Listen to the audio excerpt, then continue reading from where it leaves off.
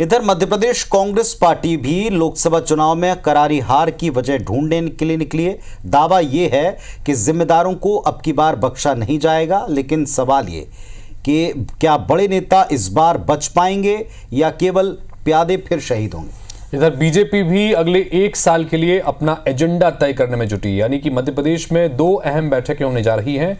एक कांग्रेस की तरफ से जिस पर हार पर मंथन होगा, तो दूसरी बीजेपी करेगी। लोकसभा चुनाव के बाद हो रही ये बैठकें प्रदेश में सियासत के नए समीकरण तैयार करेंगी या परिवर्तन की आधारशिला रखेंगी, ये अहम सवाल है।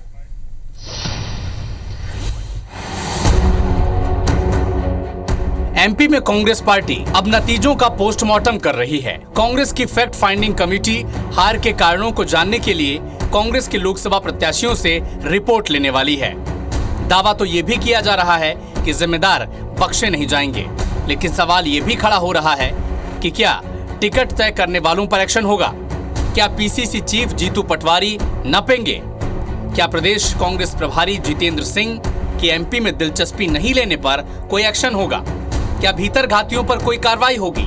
क्या आलाकमान को बार बार एमपी से 12 सीट जीतने का झुंझुना पकड़ाने वाले नपेंगे? देखिए, नहीं, ऐसा किसी के प्रति कोई जांच नहीं हो रही है। ये सिर्फ चुनाव कैसे हारे, क्या कारण है, इस पर जांच होगी। कांग्रेस गुनहगारों की तलाश कर रही है, तो इधर बीजेपी शानदार जीत के बाद भी ठहरी नहीं है। बीजेपी कार्यसमिति की बैठक के साथ साल भर के एजेंडे पर उतरने वाली है, क्योंकि बीजेपी न सिर्फ बड़े चुनावों के लिए साल भर तैयारी करती है, बल्कि सहकारिता और निकाय चुनावों में भी बीजेपी उसी शिद्दत से चुनाव लड़ती है। बीजेपी कार्यसमिति की बैठक में संगठन को मजबूत करने के लिए बड़े कार्यक्रम तय कर रही है। दिल्ली से एमपी तक तमाम पावर सेंटर्स के बीच समन्वय बनाने की भी बड़ी प्लानिंग के साथ बीजेपी जुटने वाली है। न सिर्फ पावर सेंटर, बल्कि बीजेपी एक बार फिर से सदस्यता अभियान की शुरुआत करने वाली है।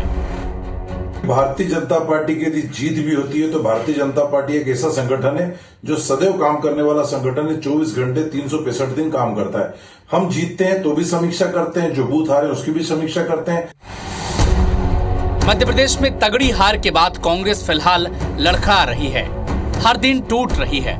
नाराज नेता मुंह फुलाकर घर बैठ गए हैं, तो दूसरी तरफ बीजेपी एमपी से दिल्ली तक सरकार बनने के बाद भी अपनी जमीन मजबूत कर रही है।